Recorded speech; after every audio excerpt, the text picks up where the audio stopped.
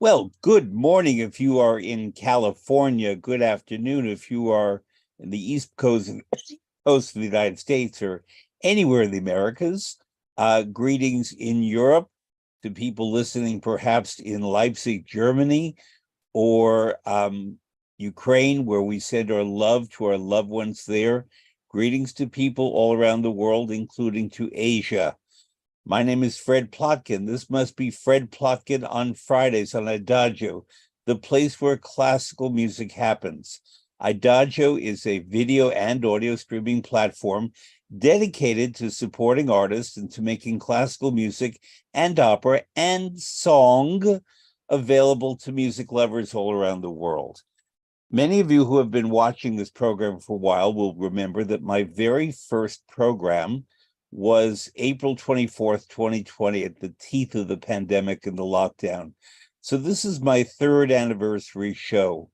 And I had a real artist on my first show, which was Thomas Hampson, and I wanted a real artist on my third season show, Nicholas Phan, tenor, singer, artist, creative director. Nick, welcome, first of all, from your home. Hi, thanks for having me. It's so Sure. great to And the second thing is, Nick, and I only say things I really mean. I don't BS much.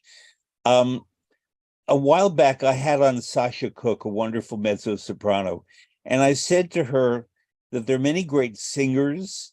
There are many people born with beautiful voices. There are many people who know a lot about what they're doing, but not everyone is an artist. We use the word artist to talk about anyone who happens to do what you do, and that's fine. And yes, they're artists, but there are people who really are endowed with and develop and foster artistry in themselves and others. And that's a smaller category. Thomas Hampson is certainly one of those, and Sasha Cook. And I put you in that category. And so because you give a lot not only to the world, but to the profession and to your fellow artists. You carry, I think, a big chain of keys, and you unlock lots of doors and make connections that other people don't see. So, although you and I have not been together very much, and I'll bring up in a moment where I think we met, I've followed your career very closely for a very long time, and I've heard you perform very often with great pleasure. Now, do I remember that we met in an apartment on Central Park West in New York City, where there was a benefit for the Royal Opera House of London and WQXR Radio, where I work, in which you and Danielle Denise, the soprano, and I'm just imagining you there because it was a great evening, and Susanna Stranders, who is a choral conductor and music teacher at the Royal Opera in Garsington and elsewhere. Were you there? You know, I feel like I might have been there. And You were. yeah, I That's think where I I was met you. mostly to support Susie because I mean she was in town, and so she's a good friend from our Houston Grand Opera days together, and Right. so I could see her. So let me explain what that was, because I knew of your work and I was very pleased to meet you. I was the presenter that night, and Danielle Denise Soprano was singing, and Susanna Stranders performing. You didn't sing at all? I don't think so. I mean, I can't imagine that I would have sung. I don't think so. Okay. Um, it was in a very particular apartment, and I don't know if you knew that apartment, but it belonged to a woman who was the benefactress both of the Royal Opera in London and WQXR, and is very generous to the arts, and she'll remain nameless by her preference. But she acquired that apartment from an actor who had bought it many, many years before, when he was a handsome young soap opera actor who made his first money and very wisely bought an apartment, a big, beautiful apartment on Central Park West. His name was Alec Baldwin. And Alec Baldwin, very young in his 20s then, very wisely bought it from the estate of the previous occupant, who was Joan Crawford, the actress. So, and I live a few blocks away, and I used to see Joan Crawford when I was a little boy in the neighborhood all the time. And then I would see Alec Baldwin in the neighborhood all the time. So I knew of that apartment. I'd never been in that apartment. So for me, it was fascinating as a New Yorker to be in this place that clearly had a lot of history. In the same building also lived Samuel Ramey, Tatiana Troyanos. It was quite the building. And that's where I met you. And despite all of that stuff, it was you that it was sort of captured my attention because I already knew your work as a very young artist. So that's where I believe we met quite a That while sounds ago. that sounds right. It was a while ago. Gosh, Yeah. good memory. Yeah. Now, um, I would rather not describe you. I'd rather have you describe yourself, but I'm first going to say my perception of you. You are one of those artists who has had a very singular career, perhaps by choice, perhaps by the way things evolved, whether companies hired you or not hired you, or whether you made artistic choices that did not necessarily go the mainstream, even though you've done music from Bach to the present day. But whether you followed your own stars, so to speak, and did what you, in terms of integrity and musicality, found most meaningful to you. How did you chart your career, or did it just happen? I mean, I think, all careers are a combination of all of the above, right? It's there are opportunities that come to you and you walk through the door, or you choose to walk through the door. And, some opportunities you hope will come to you and they don't. And you instead just keep looking for the doors that are open around you, and keep choosing which ones you want to walk through that are open.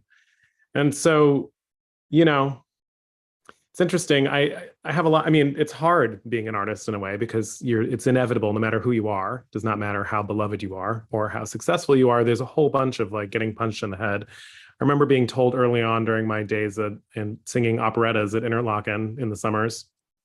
They Interlochen, Michigan, yes, at the arts camp. not Yeah. Switzerland. Yeah, okay. Yes. No, thank you for clarifying. Of course, Yeah. we have a very national audience here. Yeah, Interlochen Arts Camp in upstate Michigan, where I was, as a teenager, I played in youth orchestra for a couple summers, and then I went and did theater for a couple of summers. And those theater summers is when I started singing. And I remember, I think we would do the operetta. There was a class where you could do an operetta. It was a ridiculous situation where it was like 150 young women and like 15 young men would put on an operetta. And, they would put them on in this big outdoor auditorium. And these two directors who were brothers had been directing these things for decades. And the operetta, you'd work on it all summer. Like, I think it was probably 8 weeks at the time. And the operetta would go up in maybe the 6th week. So the last 2 weeks of class, you'd meet and there'd be kind of career talks or whatever. And one of the things I remember one of them saying is, no matter what you do from here, you're going to be kicked in the head more than you're patted on the head. And I think, 30 years down the line, I can say that in a way that's kind of true. And it's a matter of like, how do you want to go, obviously, where your head is being pat. And, you can't really, you have to develop a thick skull in a way. Because, Now, I'm just going to interrupt. You used an expression about the doors that are open to you. I used an expression that you carry a big chain of keys. And I meant that in that I really feel when I look at your career and your trajectory, that you're someone who just didn't wait for the doors to open, but that you're someone who created situations where you could do your best work, where perhaps other people didn't see you doing it for any number of reasons that you can list if you want or not list, but any number of reasons why they pick singer A and not singer B. Well, thank you. I appreciate that. I have also opened a few doors myself. And I think you're right. It's hard to make that choice. I think also generationally speaking, I started working professionally in the early 2000s. And so I've been doing this professionally for, a little over 20 years. And the generation of singers that I was working around, they really believed, a lot of them believed in doors being opened for you and kind of like your talent opening those doors and letting your talent sort of speak for itself in those ways. And, letting the cream rise to the crop, as it were. And I think that that's inevitably going to happen no matter what, but there came a point probably about a 8 or 9 years into my professional life where I had these dreams, and I met someone who was like, what do you want to do? And I realized I hadn't actually asked myself that question very much, besides I just want to sing. I want to be Mhm. cast, I want to be adored. I want, I want to have opportunities. And I realized when I actually scratched the surface of that question, there were some things on that list that were really, things that I really wanted to do, most importantly, making recordings. Mhm. So, I went about and it was making recordings and wanting to give recitals. And so, I had conversations with the people, and they were like, well, that's nice. We can probably try and make those opportunities happen for you. But just to be realistic, these things are hard because X, Y, and Z. And, they managed expectations, which is part of their job. And, there are fewer and fewer recital platforms. It's going to be hard to do that, and they don't pay very well, and blah, blah.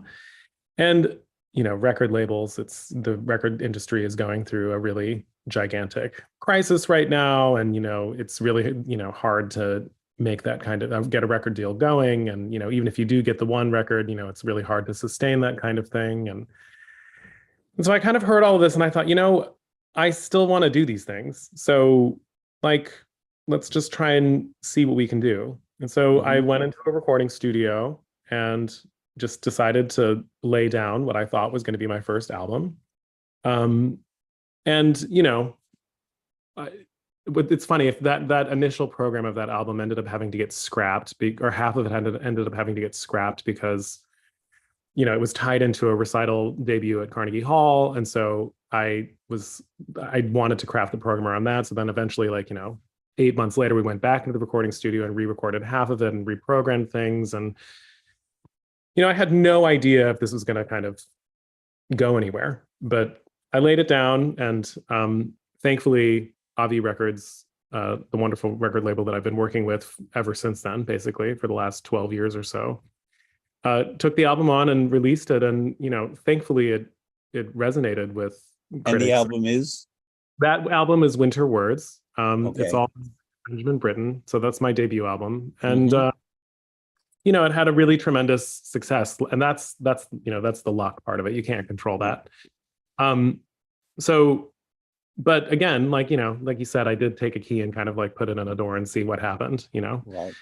And same thing with the recital front.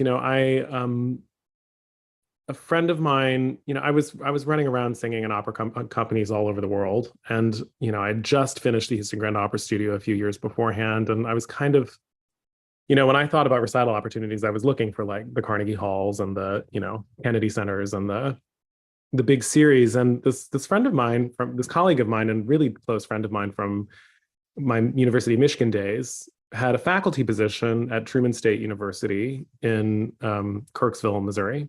Mhm.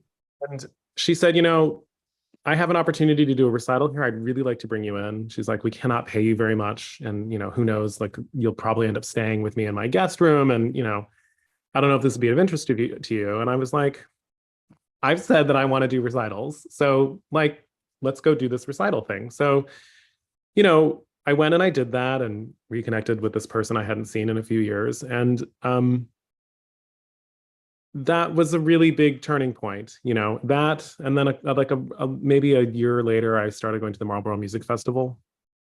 And Talk about that for those who don't know it.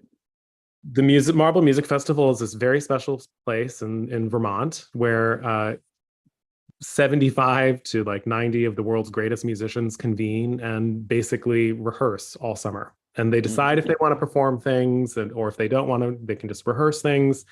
I think my third summer there, my fourth summer there, Midori was there, and she'd been coming for decades and decades. And then she decided to perform a Beethoven piano trio.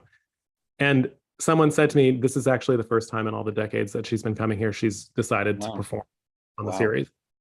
So, I mean, it was this incredible sort of artist colony retreat to just sort Mhm. of immerse yourself in the art. And I remember when the opportunity again had been offered to me, you're not like Marlboro is not like a paying thing. It's like a really elite artistic opportunity that you are very grateful to be offered. But I wasn't really sure in my late 20s as I was like very concerned about paying rent. And Mhm. I think I was moving to New York City around that time. So I was very concerned about paying rent. Yes. And I was again, I was also very concerned about making a career go. It was kind of like early-ish stages for me. I was a few years out of the Houston Grand Opera Studio, so I was very ambitious and very much trying to climb that sort of operatic professional ladder at the time. And so I was kind of unsure of what I was doing. And I arrive in Marlboro, my dorm room, rustic is like the most generous way I could think of to describe it. I mean, it was one of these situations where someone had Spartan. yeah, I mean, not even Spartan. There was a like even Spartan is generous. My dorm room had it was pretty clear that some, college freshmen had lit a joint and like maybe enjoyed it a little too much before the joint was, put out and like burned a hole in the floor. So I could like see Mhm. through the floor to the next to the Got it. floor. Yeah, it was a rough place. They've Mhm. since torn that dorm down, and so if anybody's going to Marlboro, that place doesn't exist anymore, and there's a whole brand new building there that's beautiful. Uh, but back then it was, these conditions, and I remember arriving and thinking, "Oh my God, what am I doing here?" And about a weekend, I realized, oh, I actually need this. Like, I'm very close to burnout. I'm really getting hired to sing a lot of these Rossini roles. To be honest with you and frank, Rossini gives me a rash. I it's not my favorite music. Really admire I know, I'm so sorry. I'm so sorry. I love you anyway, but we got to work on this. Admire everybody who does it and breathes life into it, but that's just not me. No, but So, it's an important point because self-understanding is very important in making these choices. I mean, And my if you favorite, just have that black hole that you have not filled yet, I maybe mean, one day we'll sit down and we'll go through Rossini and we'll talk about why I think he's one of the greatest. But appreciate his genius. I think the analogy I think of is Rossini's really supposed to sound like champagne. And I enjoy drinking champagne. I don't enjoy making champagne. I don't know well, that I I have don't the drink champagne, but Rossini to me sounds like the entire range of human emotion, but he's not taught that way. And that's why people perceive him as just brio, where there's so much texture and depth and feeling, but it takes a lot of digging to get to that. I want to bring something up that you brought to my mind. I will not name the name of the tenor involved, but I'll name the name of the soprano. okay. I was very fortunate from very early in my career, from the age of 22, to work very often with Morella Freni. And she was sort of a North Star for me in terms of what to do right about a career, about how you treat your colleagues. And very late, in fact, the last time she and I worked together, um, a young tenor I knew came by and wanted to meet her and sit in on what we were doing, and she agreed to that. And she spoke to him and she heard him sing. And then she said to me after in Italian, um, well, he's lovely voice and he sings very nicely and he's tall and he's very handsome and he's well built. Is he intelligent? Because there just was something a little missing that I'm not sure could ever be instilled, frankly, despite all of his virtues. I don't know how tall you are, but you are handsome. You have a beautiful voice. You move well on the stage. You're very fit. And you bring intelligence without it being a ponderous intelligence. There are certain artists who show you everything they know and have studied, and how this emphasis in the Czech language was done until 1857, but after that the emphasis went that way. I don't care. But there are people who bring life to their performances, and you are one of those.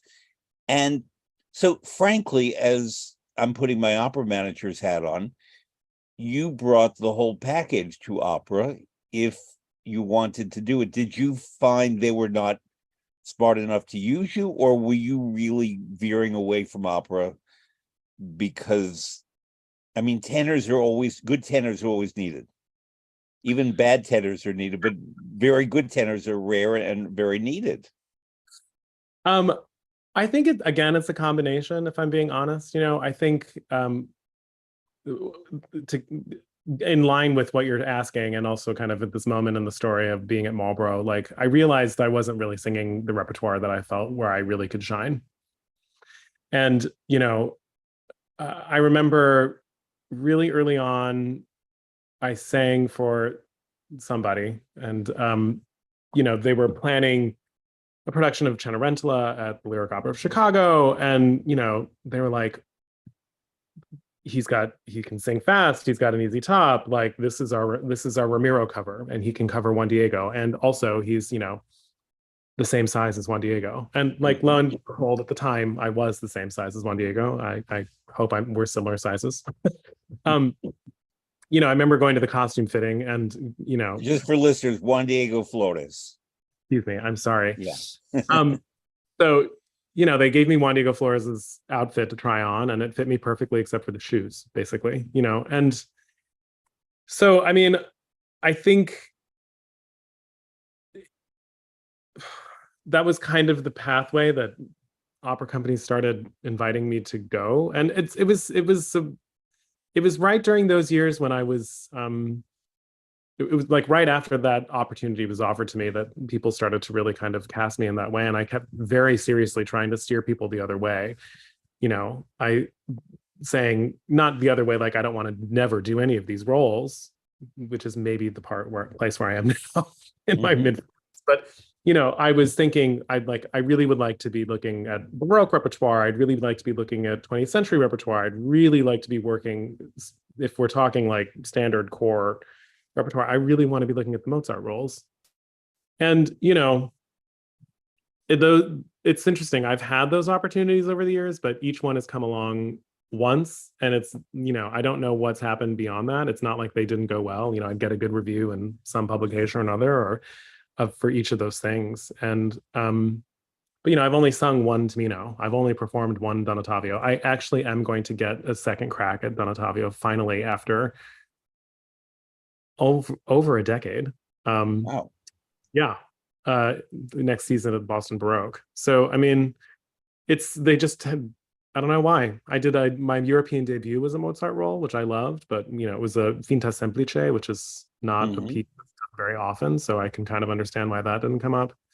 And I would go to all these auditions and offer Belmonte and sing it beautifully, and then I would be offered Pedrillo. Belmonte, abduction from the Seraglio in Furung aus dem Serai. Yes. Okay.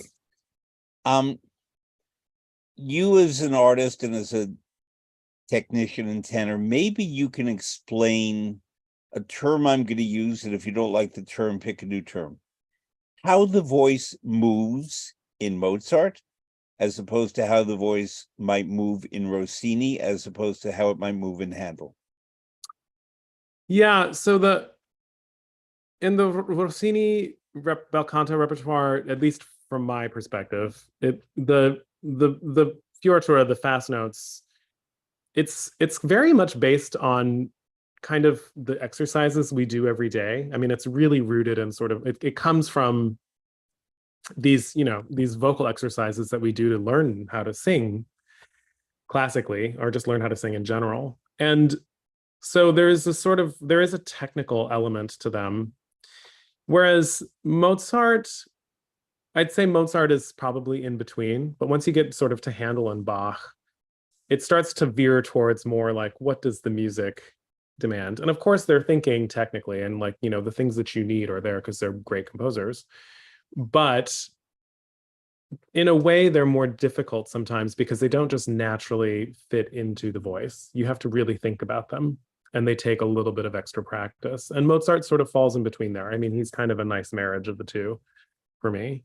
And I think that's partly why I veer towards the Bach and the Handel and the sort of Germanic approach to all of that, because I grew up playing the violin and the viola. I was an orchestral musician and a chamber musician first. I was raised playing, learning Bach concertos and sight reading Haydn string quartets and playing, Germanic orchestral repertoire. So, I mean, that's where I come from, musically speaking, and my roots. And so that's the thing that kind of makes sense to me. I remember the first time I encountered Rossini's music at all was as a second violinist in my youth orchestra, because some young mezzo-soprano had won the state competition singing Una voce poco fa from Barber of Seville. And, I'm sitting there like playing just, the offbeats basically, and thinking, what is this music? Because, just the week beforehand, we had played Mahler 5 in my youth orchestra. And so and I was not thinking about being a singer quite yet. So it didn't really, it wasn't a musical syntax that I understood. And so I think that's why I have just my natural affinity is for the other kind of coloratura. The other thing about it is that the Rossini, for the tenors in particular, the Rossini coloratura tends to be much higher. It's more towards the top of the voice. It goes through the passaggio, which is like the upper middle, which is in the passage up into the top, and it goes up, over, and around that repeatedly, and you have to kind of constantly pop out these high cues. And so it's challenging that way, I think, for me at least, because my voice does tend to naturally lie just like 1 or 2 steps lower than people like Juan Diego Flores. And which was something I learned actually when I covered him, because I thought, wow, that is super easy for him, and it is not easy for me. And the handle on the Bach tends to sit up there, but the handle on the Mozart, that all tends to be much more in the middle range, which I think then makes it challenging for other kinds of singers, Yep. But getting back to your question about like, was it a matter of choices? It was both, eventually, like, I was still continuing to get these operatic opportunities, but I found that I was just sort of less and less interested in the things that were coming my way. And so those summers in Marlborough, I kind of thought, okay, I want to investigate the concert repertoire, because, as I said, I grew up as an orchestral musician, and I really feel at home in that medium and that world. And I also want to look into the chamber music and recital repertoire. And so during those years, that's when I went back to my friend from Truman State University, who had since moved to Chicago. And we started our Song Institute there, Collaborative Arts Institute of Chicago. I'm going to get to that, but I want to say something parenthetical and then ask you a question. Sure. You may not know that Luciano Pavarotti, a tenor, his first American recital was in Missouri. Did you know that? Really? No. Yes, sir. Yeah. Yep. If you ever saw the documentary by Ron Howard about Luciano Pavarotti, I was one of the advisors on it. And he was a good friend of mine, and they found it very notable that he went to Missouri, and there's wonderful footage of him discovering American all-you-can-eat restaurants in the Midwest of the United States, when there's nothing else to do but do your concert, and then you pay $9 and you could eat for hours. That to him was both paradise and shocking and frightening. But anyway, so Missouri, that. The second thing is, do you still play your string instruments? No, I don't. Here's something I'd love for you to do just on your own. Go to the abduction from the Seraglio, the Infutung aus dem Serai, and look at the soprano aria, Martin aller Arten, and pick up your violin and play the violin part as a way into how Mozart moves the voice, but especially the higher voice. Oh, yes. I think that might be an interesting exercise for you as an artist to get into that music.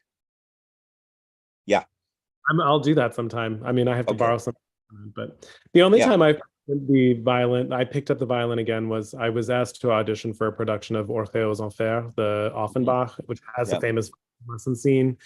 And they wanted a tenor who could play. So I learned that excerpt. And it's funny, my neighbor at the time, I was still living in Houston, and I shared a wall with 2 musicians who lived on the other side. It was a married couple who were living and working in Houston at the time. And they kept hearing like someone practice scales and like Kreutzer etudes through the wall. And they knew that, I'm not, they were like, they just thought of me as a singer. So they were very confused and like, is someone staying with you? No, that's actually me. And I'm like, I'm really sorry you have to hear that. Have you ever thought in your recitals of introducing some instrumental playing of your own? I don't mean someone working with you. Yeah, I don't know that I'd really have to work to get my chops back in order to do that. The playing the violin is not quite like riding a bicycle in the sense that the natural form is there, and I can put in good fingerings and I'd be able to play, but like the bow control, those muscles, like that refinement needs to be there, and it's and also the calluses on your fingers. Yeah. No longer there, But and it's yeah, I mean, I say this in part. I had a couple of years ago, I had on the gentleman from Perastro Strings, which is one of the better string manufacturers for violins and stringed instruments. And I've had on string players, and we've gotten into the topic of bowing, in other words, how the bow moves across the stringed instrument, as related to breathing and the voice. And I've always found it notable when I meet a singer who plays a stringed instrument, their particular breathing, bowing, breathing, how it all goes together musically in interesting ways that someone who may play the piano or the trumpet may not have that same particular attribute in his or her performance. And for listeners who may not be from the US, there was a very, very, very famous comedian named Jack Benny. And Jack Benny was from near Chicago and could scratch out on the violin, but could play enough of the violin that he would appear with Isaac Stern in comedy routines, Isaac Stern being a great violinist. And he made a whole career of Jack Benny thinking that he played beautifully, but he did not, and the comedy in that. So when you open your comedy career, don't close that door and hang on to the key, okay? That's all I can say. I'm putting it in here now, and I'll see you in 10 years for that. I'll probably owe you royalties at that point. That's all right. Yeah, but talk now about Chicago and what I did want to get to that. Sure. And because this is an example to me of your not only having the key, but building the building and putting the door in and then having the key. Go ahead. Yeah, so Chicago, I mean, it's wild to think about it because, in 2010, we just sort of had this idea, we're going to start this thing that's based around song. And so we filed for our non-for-profit status, and I think we were sort of expecting, not knowing anything, that we would take us a while to get it. And then we ended up getting it on our first round. And so then we were like, what do we do with this? And so we started very simply. We just kind of put on a house concert and started trying to ask for donations and kind of build a record of events that we were doing. And the whole thing has really evolved quickly but organically over the last, I guess, 13 years now. And so it's grown into this institute where we are devoted to the art of song. Our mission is to be a platform for art song in Chicago and the Chicagoland area, and be a resource for the art form and artists who are interested in the art form, to build audiences for the art form because they need to really be rebuilt. And so we have an educational program in which we kind of like try and offer mentoring and educational opportunities. We'll give master classes or hold a workshop, or sometimes we have fellows who mentor with us for an entire season or a couple of seasons. And we also we have a recital series that we call the Leader Lounge series. That's basically like a salon recital series. We present them in sort of intimate venues, and we generally try and kind of mix in a salon. Leader, Lieder, not Leader. Yes. German listeners, they'll get it. Yeah. And so that's generally like 3 to 4 concerts a year, 3 to 4 recitals, and those are places where we really just try and platform an artist and say, you have a concept, let's put it on its feet. Or if you're touring a program, if you want a place to get it on its feet first, or just need it at a stop to your tour, like please come by. And then we have the sort of jewel in the crown of the programming is is our Collaborative Works Festival, which happens every September. And that's like a 3 to 4 day festival at the beginning of September, usually, where we take a theme and we explore that theme through song. And so, it's been everything from the music of Benjamin Britten to exploring women composers to celebrate the 100th anniversary of the ratification of the 19th Amendment, which gave women the right to vote. Or, there was one year we did, all living composers. Last season we explored themes of immigration through song. This season, we actually explored the city of Chicago itself and its music history, which was an incredible exercise. I was surprised at how rich the music history was, and in particular, the history of Black music history in Chicago and the effects of the segregation on that music history, and also the effects of integration on that music history. It was a really wild, fascinating. I'm going to say a little essay about Chicago for our listeners, because I think it's important, because people abroad may not know Chicago, and even Americans have a different image of Chicago than the one I have. I'm a New Yorker, no secret of that. My second favorite American city is Chicago. And my first opera job when I was a teenager, in fact, 50 years ago this year, when I was a teenager, was at the Lyric Opera of Chicago. I was 16. And it was a wonderful job, and it introduced me to the city in a way, which is a very vibrant city, a very boisterous city. People are friendly but direct. And it has had, and it still has, terrible problems of poverty, of racial segregation, of violence, and so on. And even if you look at the old films of James Cagney of old Chicago, Chicago was the crime town, not New York City. New York had characters and a little crime, but it was really Chicago was Al Capone, the intensive crime. And it was a place with, slaughterhouses for all the meat that came from the Midwest. But in the middle of all this was a lot of money, and a lot of money devoted to the arts. And because Chicago, which was then the second city in America, not Los Angeles, felt competition with New York, they would do everything they could to build better than New York. So I'm not saying they always did, but the institutions they created, their architecture is definitely better than New York City. Magnificent architecture. They built the Art Institute of Chicago. It's not the Metropolitan Museum of Art, but it's a fantastic museum.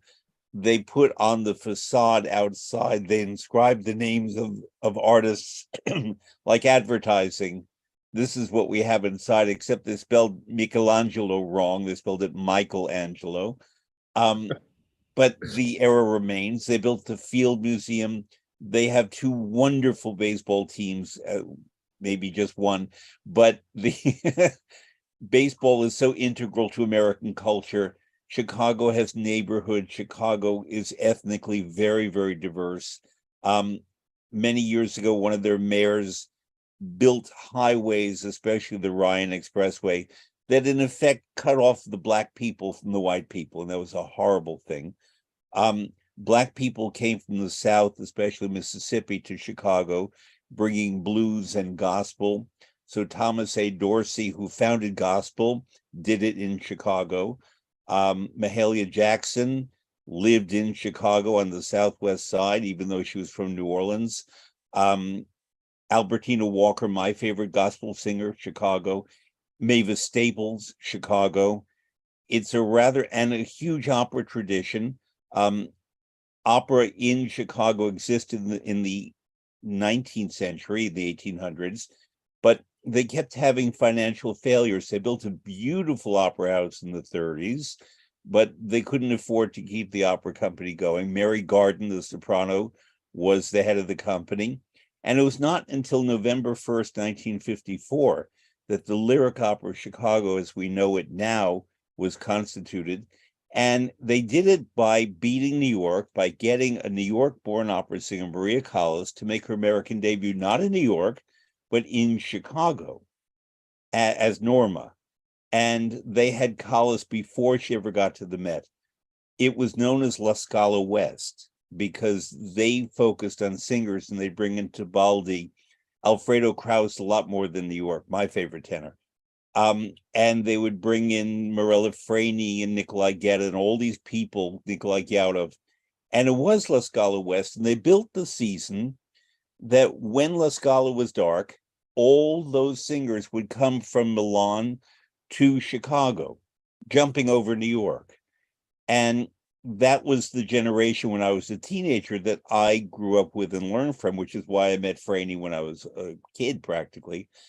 And to this day, there is this tradition of being La Scala West and focus on singers. In the 90s, they had artist Kranick, the 80s, 90s, who was this wonderful, tough but sweet general manager who made Chicago the magnet for new opera. She was very traditional woman, I'd say, in terms of her social values, but very open to everything in opera, even if it didn't correspond with her values. That was a very Chicago thing. And Michael Jordan was playing basketball at the time in Chicago. And artist Kranick, who was tiny and Michael Jordan was tall, she understood that if she got Michael Jordan to come to the opera and put a Wagnerian helmet on him and she would hold a basketball, that was good marketing. The Chicago Bears, the football team, she brought the coach Mike Ditka. She gave him Wagnerian horns. She held a football.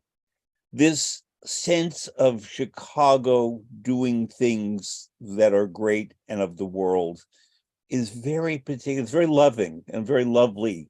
It's not a perfect city, but it has so many wonderful things about it that you'd think I'm being paid by the Tourist Board of Chicago. I'm not, but it's a very special place. And with that being said, where do you find art song fitting in and being received by the people of Chicago?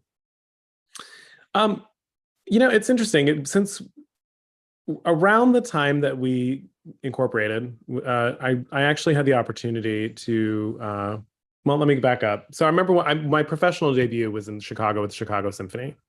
I was still a master's student at Manhattan School. Which I meant to mention, George Schulte, Claudio Botto, Daniel Barenboim were not appearing in New York. They were appearing in Chicago and running the Chicago Symphony. So yeah, and this was actually during the Barenboim regime, although he was not conducting these performances. But I remember I was coaching with somebody at Manhattan School of Music, and it was at this coach's house, and we were in the middle of doing whatever in my time, and the phone rang, and he picked it up. This is back in the days of landlines, and he started talking to this person on the phone, and I was like, "What is going on? Like, this is my lesson time," and turns out it was Martha Gilmer of the Chicago Symphony at the time. She's now at the San Diego Symphony. Mm-hmm. And Martha was like, we're looking for a person to sing Iopas in Les Troyens, the Berlioz opera. Yeah. And they were doing part 2 of the Berlioz opera in concert with Zubin Mehta conducting. Wow. And they said, we've been hearing tenors left and right, and we can't find anybody who can really do what we want them to do on the high C at the end of the aria. So, Tom, my coach at the time, was he just was like, I think the person you're looking for is standing right in front of me, and I'll get back to you. So he hung us up the phone. And I mean, I didn't know that this was the conversation at the time. He just looks at me and goes, do you think you can be in Chicago next Friday? And I said, sure, whatever, And then he told me what the opportunity was, and he's like, can you learn the aria? And I said, oh yeah, no problem. So I learned the aria in like 30 seconds, and he helped me prepare, and I flew out to Chicago, and I did this audition, and I got this job. And so that was my first, that was my professional debut, or what I consider my professional. And, Maestro Maker was conducting. It was incredible. Chicago Symphony, and in my dressing room, there were the first when I arrived the first day, in my dressing room, there was a leftover bouquet of flowers from the person who actually turns out to be my manager now, but I didn't have a manager because I was basically a child. And the bouquet was for Anne-Sophie von Otter, who had just given a recital on the stage at the Chicago. And I remember noticing that because A, I was a big fan of Anne-Sophie, and B, uh, I was like, oh wow, yeah, they give solo recitals here, which at the time to me seemed like a normal thing. And there was a whole recital series. And if you looked at the season back then, it was Anne-Sophie, Andrea Scholl, you know, any sort of person, like all these, you know, Ian Bostridge. And Yeah. so fast forward to like around 2012, 2013, right after we've started this series, the symphony is not putting on recitals anymore at all. They had given up like decades beforehand, or a decade beforehand. And right, actually, that series I think might have been their last series when I made my debut.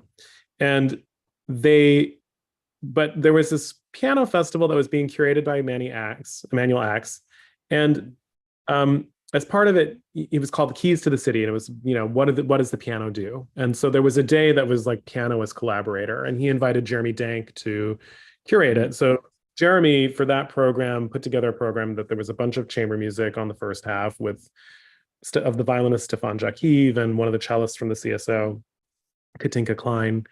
And but on our half, we did Dichterliebe. Mm-hmm. So, you know, Schumann. by Schumann, thank you. Yeah. So Robert, to be clear. So we specify. So Jeremy and I did this performance, and as we were walking off stage, the presenter said, you know, it's really wonderful to hear a song cycle on the stage because we actually have not heard a complete song cycle sung on the stage in 10 years. Mm. Which blew my mind. And at the time, I thought, okay, we are really needed here in Chicago. We did the right thing by starting this here. And since then, you know, a lot has sprung up. You know, the Lyric is now doing 1 or 2 recitals a year on their stage. The University of Chicago presents down in Hyde Park every other year, generally has like one singer or one sort of vocal chamber situation in their programming. And a new series has sprung up at the Harris Theater called Beyond the Aria that's being curated by Craig Terry, the wonderful pianist who's also the music director of the Ryan Opera Center at the Lyric for the young artists. And so, I mean, it's kind of grown, and it's been really wonderful to see it grow that way. And I have to say, you know, our organization is very grateful to people like Craig, because Craig has also been a really wonderful partner. You know, he performs with us all the time too, and we collaborate on things also with the Ryan Opera Center. And there's a sort of sense of collegiality in Chicago that I think has really made it pop. You know, Yeah. And there are people who really are interested in it there. It's just, you know, everybody's too concerned it's not going to sell, and also I think we just need to go the extra mile in terms of like marketing it to people and trying to get it across to people. And, you know, I mean, our first festival, we sold something like 35 tickets for 2 concerts total, which means that one person didn't come twice to the 2 concerts. And like, we didn't know what we were doing. We had no idea what marketing was at the time. And we didn't know that, you know, we didn't start selling tickets soon enough and a whole slew of things. But, you know, since then it's grown, and you know, we present in very small venues, but they're filled, and you know, we're starting to finally come back to bigger audiences too now with post-pandemic. And you know, we've also expanded to also documenting because we're committed. One of the ways we think that you can build an audience for the repertoire is you have to kind of put it back in its natural habitat. And a lot of this repertoire was written for the home. You know, it's domestic music. And so we really do try and put it in intimate spaces, and we remain committed to presenting it in intimate spaces. But you know, that presents the challenge of how do you reach people. And so one of the ways we've mitigated that, and we really have taken advantage of the pandemic lockdown, is we film everything now. Everything is available for free for a delayed broadcast for, you know, a 5 to 7 day period after, some 1 or 2 weeks after the performance. So, you know, if you're someone who loved something you heard, but like the poetry was weird and you needed some time to sit with it, you can come back to it and see it again. Or if you just loved it, you can come see it again. Or if you don't live in the area, you know, you can tune into what we're doing, and we can reach you that way. Because of the virtues of live that we have both addressed a lot, I wonder if there's a space here now for you, perhaps funded by a Chicago meat packer or insurance company or something, to do a mini circuit. And I'll give you where my thinking comes from. In Lombardy, in Italy, which is where Milan is, there is La Scala in Milan, but then there's something known as the Circuito Lombardo, these smaller cities that have their own, in effect, tour and productions and so on, that go from Pavia to Cremona to Brescia to Bergamo to Como and a couple of other places. I, for a couple of years when I was working in Chicago, was actually a student at the University of Wisconsin in Madison, which has a very good program in a lot of the stuff we do, especially the production side, which was where I was coming from. And there was the Union Theater, and we would often receive Chicago acts going to Chicago, usually before, so they could do their warm-up in effect in Madison. And this circuit included often 4 different venues, which is to say Chicago, a real theater, University of Wisconsin-Madison, the Union Theater, the excellent theater at the University of Michigan in Ann Arbor, and then sometimes in some way the Jacobs School of Music at Indiana University, which is a very, very, very famous music school, one of the most famous. And because of a bit of rivalry among these schools, Wisconsin and Indiana had a relationship. Wisconsin and Michigan were a bit at odds. So sometimes it would just be Wisconsin, Indiana, Chicago, and Michigan would take from New York, while Indiana and Wisconsin took from Chicago. And there was that rivalry. But do you see it expanding and developing audiences that way? I know people living in Milwaukee and in Madison who in the winters would come to Chicago more if the winter were not so bad. Now they're okay, but at that time, the winters were absolutely Arctic, polar, apocalyptic. And it was, I mean, that's where I met Shirley Verrett in Madison. I later worked with her, but I met her in Madison. And all these artists came through at that time. And, you know, even if you don't sell out, there's the Union Theater, but now there's actually a performing arts center in Madison, a very good one, where the Madison Opera plays. And I just think that that might be a way of expanding the audience. I'm not saying going all the way to Minnesota or Iowa, which are further, but Madison, Chicago is 3 hours. Milwaukee, Chicago, depending how you're driving, is 90 minutes or 2 hours. And it might be a way of developing an audience and a larger community for your operation. What do you think? I mean, it's interesting. It's something that we are actually trying to do on a kind of smaller scale. One of the virtues of Chicago, or whatever, one of the qualities and natures of Chicago, is that it's an extremely spread out place. Yeah. So it's very difficult to get people to come from one part of the Chicagoland area to another.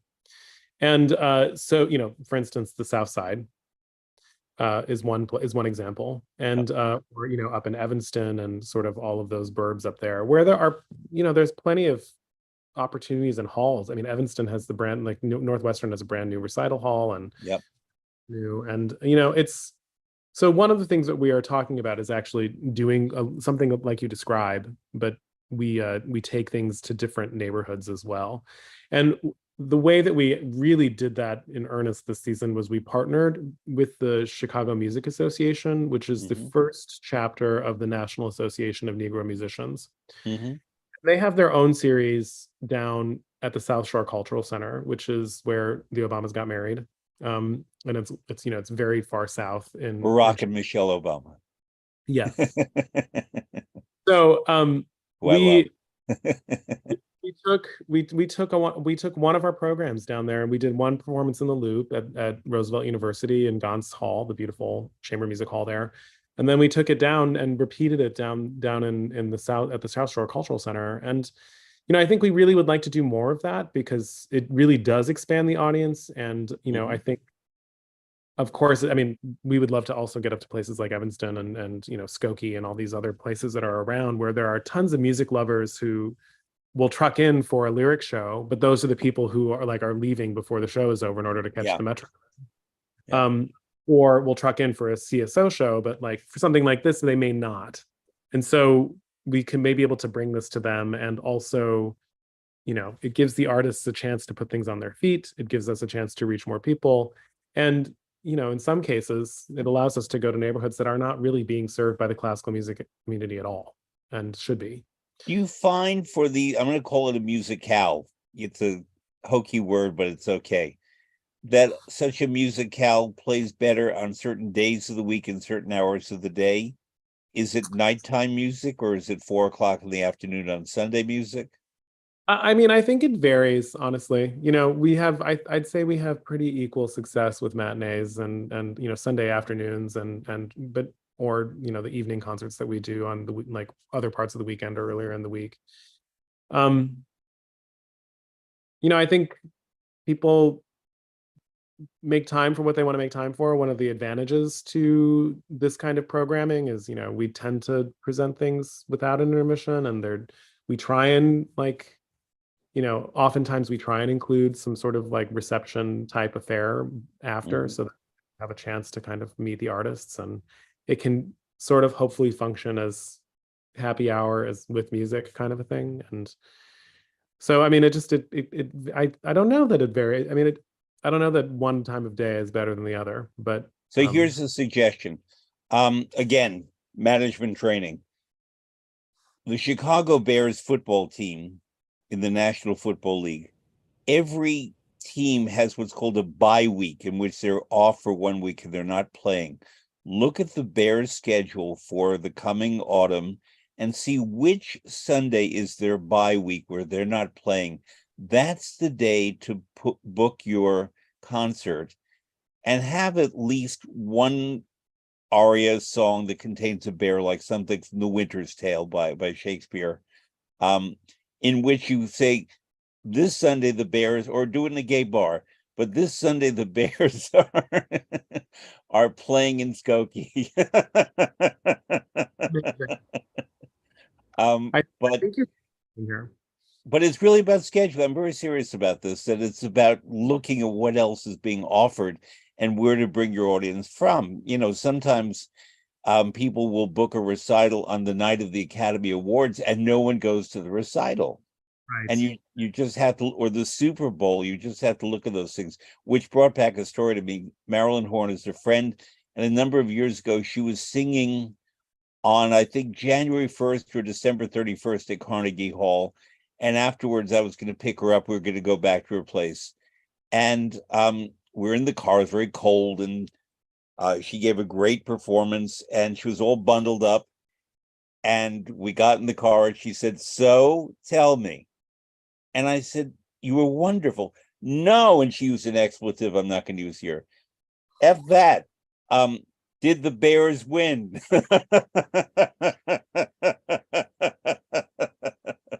That's really funny.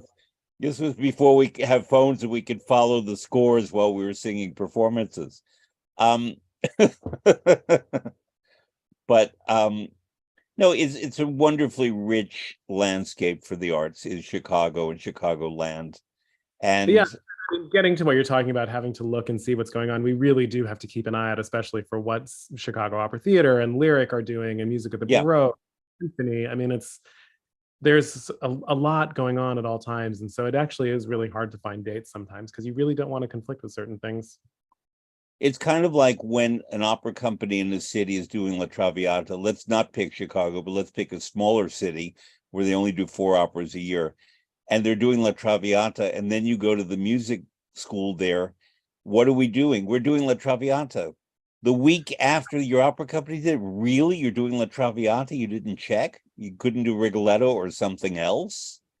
But this is about smart programming. It just is. It has to be done, and a lot of people think it would be great to do Traviata, and they don't think not to. Have you ever sung Alfredo in La Traviata?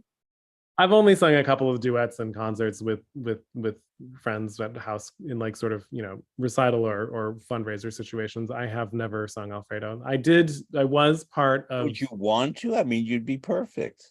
Well, thank you. But I mean, this is casting 101. You would be perfect for Alfredo.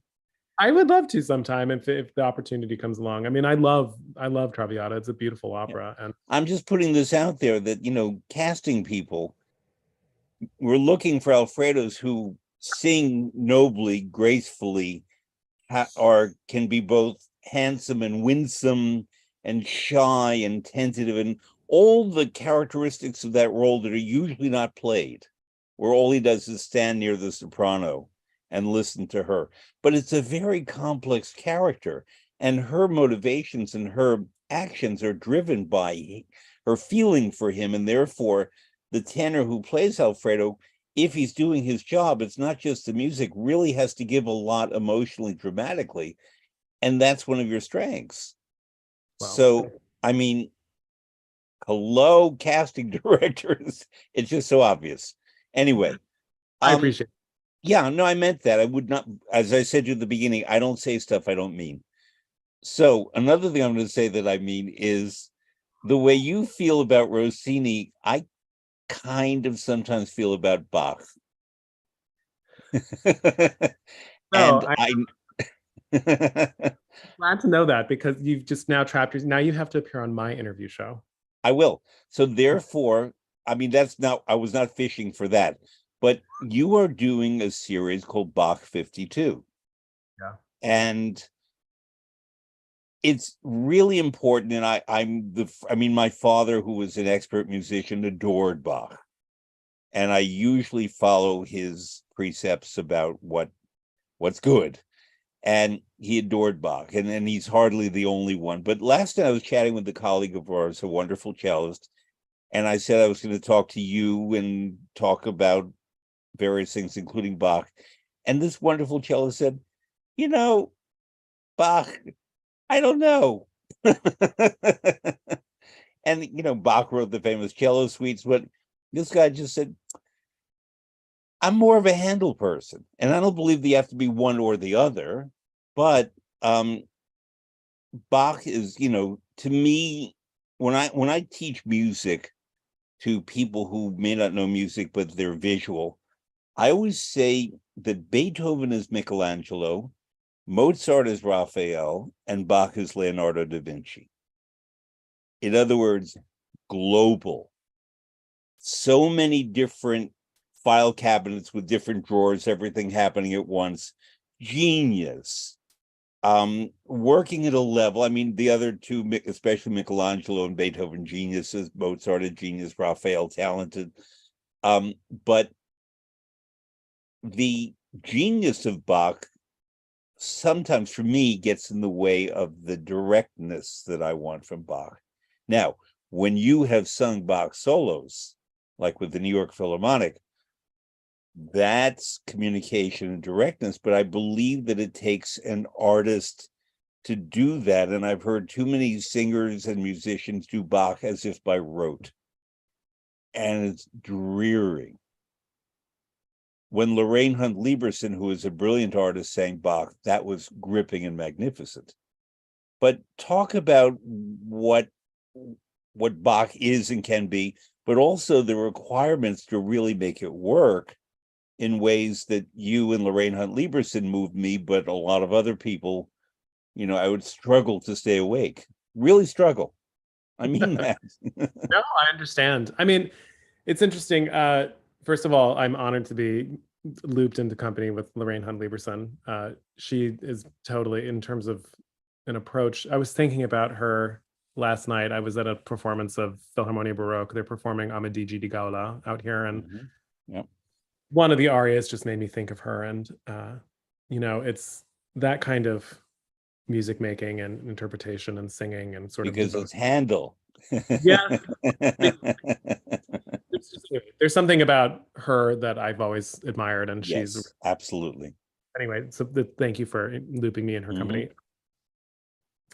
Yeah, I had the most recent episode of Bach 52. Actually, Jeremy Dank and I were speaking a little bit about this. One of the things with Bach is, there's not a lot of instructions on the page beyond the notes. And so you really have to, and I think that's actually one of the joys and beauties of his music, is that he's able to communicate so much without words. He just communicates so much with the notes on the page. And looking at in particular the Evangelist in the both Passions, the St. John and the St. Matthew Passion, where you're basically singing a cappella the entire time with a little bit of harmonic information here and there, he still gives you so much information by the notes that he chooses for each syllable. And in a way, that leaves a lot of interpretive room, and it requires an artist to make choices. And also in a way, like, you have to be a really great interpreter. You need to be a really kind of, there needs to be a thoughtfulness to your study. Um, and I think an artist's goals really need to be like, so, okay, the notes on the page, what are they saying? You've really got to be an artist who's asking that question a lot. And, other people are just like, how do I do it? And they're concerned about the technical things, or, some people are just more interested in it sounding pretty. And Jeremy pointed out, he's like, it might not be the music for you if you're not the kind of artist that is willing and able to make choices around this set of information that Bach gives you on the page. So I think there's a bit of that to it. I think it does require those things. I think the other thing is, I grew up in Greek Orthodox Church, which has a lot of and like any church, it does the same thing. It's the same story told year Just a round. week later. Yes, exactly. It's the same story every year. And, people read the same Bible readings every year on the same days. And people get up and they read these things, and it's like, they do it by rote, and it is a snooze fest.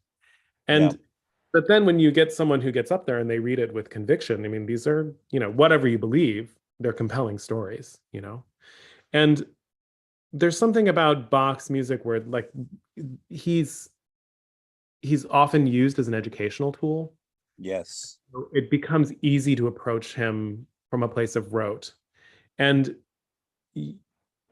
I think that actually is a trap that can, like, I notice it most with Schubert songs, actually, in singers and pianists.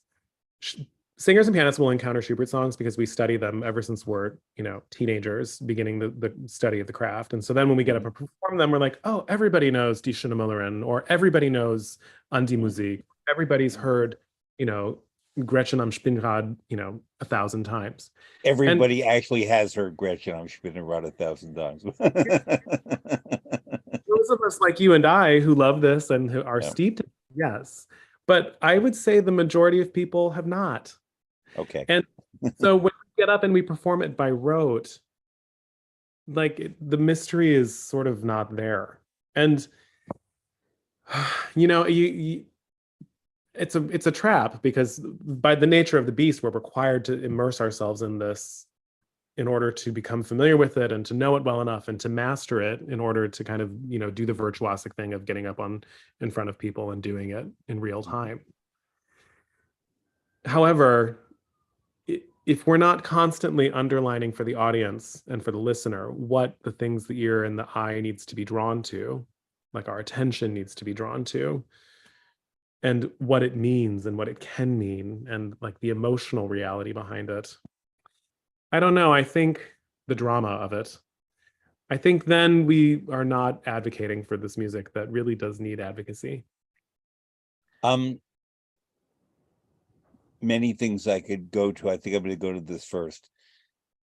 In 2012, I was a visiting artist, scholar, whatever you want, at the Verbier Festival. And part of my job in Switzerland, part of my job was to collaborate with different artists on public presentations and ideas and forums and so on. And one of the artists I was not scheduled to work with was the wonderful bass baritone Thomas Quasthoff.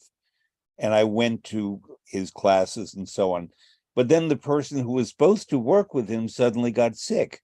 And I was basically pulled out of the audience and put on the stage with Thomas Quasthoff. Again, a great artist, in addition to a great singer and so on. A man of very strong opinions.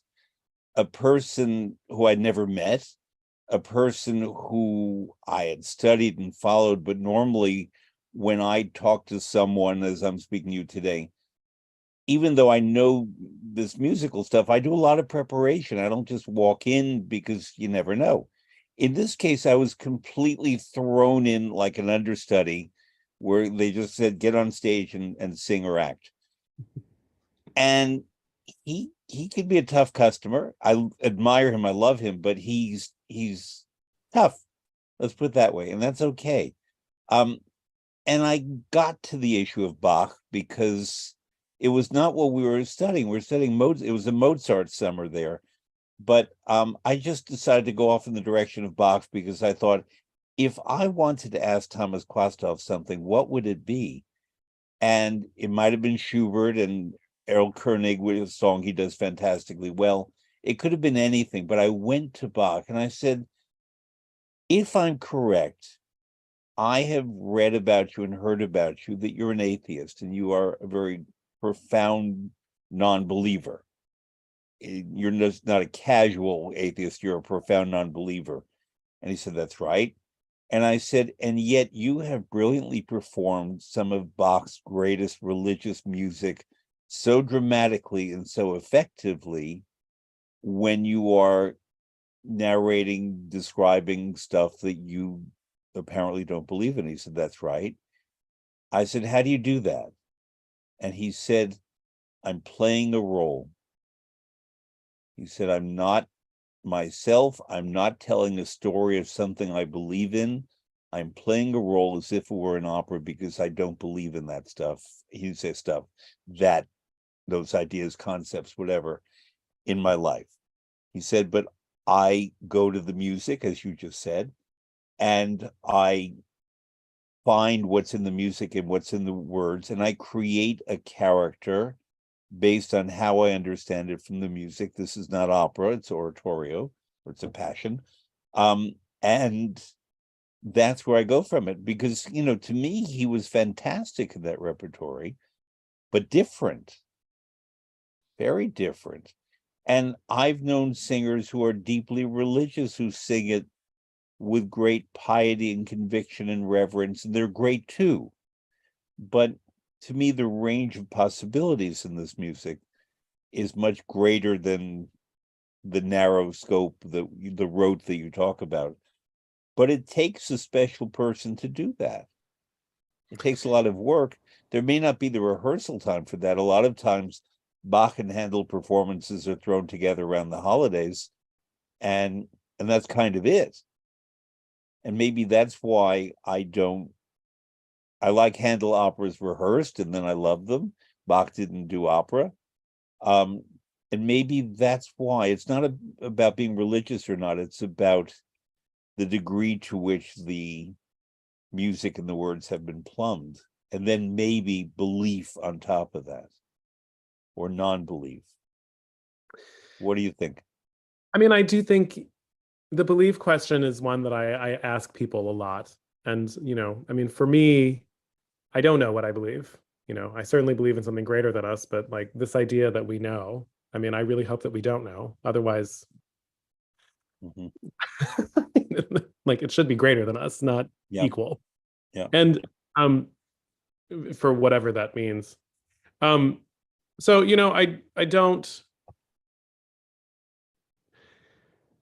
I don't know. But what I do see in these pieces, and particularly both passions, are very human stories. The passions end with the burial. And the arias and the chorales that go around it, like, yeah, sure, they touch on the story that comes after, but really these pieces are about from the betrayal and the arrest to the burial of Jesus. And so, I mean, like, it's a story about a human martyr who is a political activist of some sort, or a religious activist of some sort, and what happens to a community of people. And for me, there are a lot of hints, and I'm sure a lot of scholars would disagree with me, but there are a lot of hints to me in the music and the ways and his approaches to both pieces that tell me that his concern is really more about the people who are around Jesus, maybe not necessarily Jesus himself. And what Kvastov says about these being characters, like the character of Jesus in both passions is extremely different. One is, Matthew is like a human, vulnerable kind of person full of doubts who has faith but is terrified, and it, really doesn't know what's going to happen next, but believes.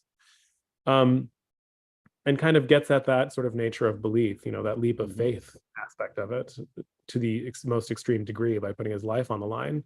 Whereas the Jesus and John, you know, he's very sure of himself. He knows that he's king. There's no doubt about the halo around his head. And that certainty gives him a different kind of a strength that is a little bit more one-dimensional in a way.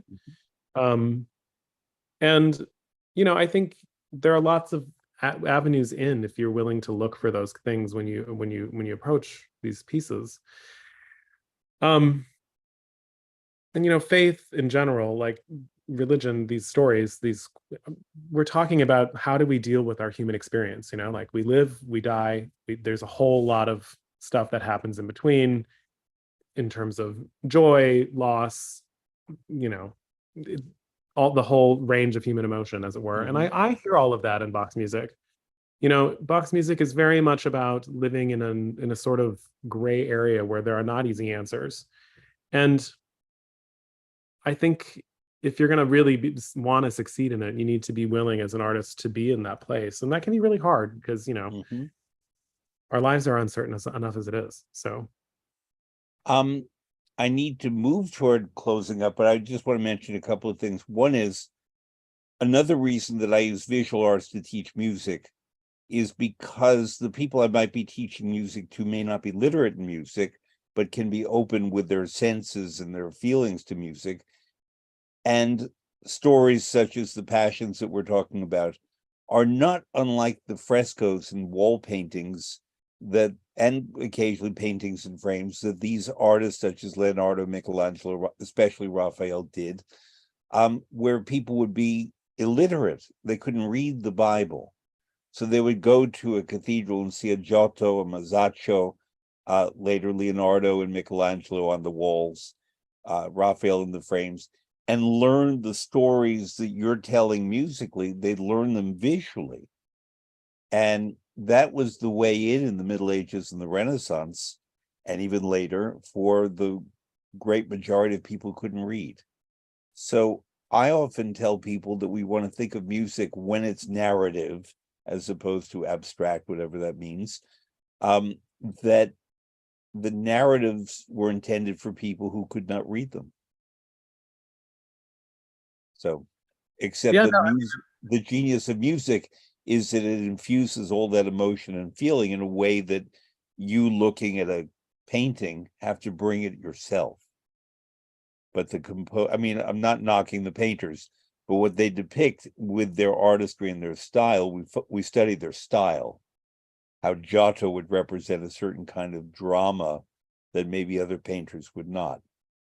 And that therefore, when I teach actually things like Cavalleria Rusticana, I show them Giotto frescoes because there was passion and drama 300 years before, having nothing to do with Sicily, but just the Italian ability to access grief was shown in the Giottos well before opera was even born.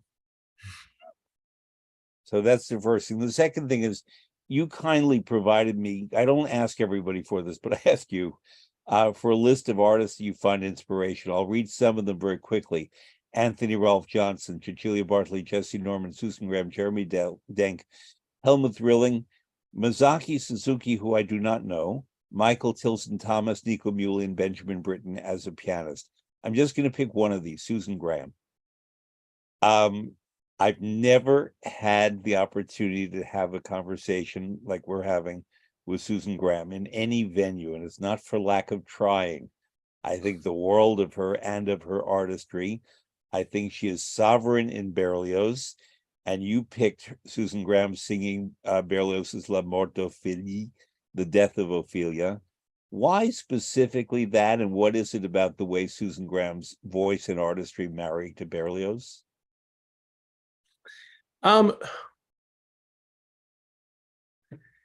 Susan, one of the things that I really appreciate about Susan is that she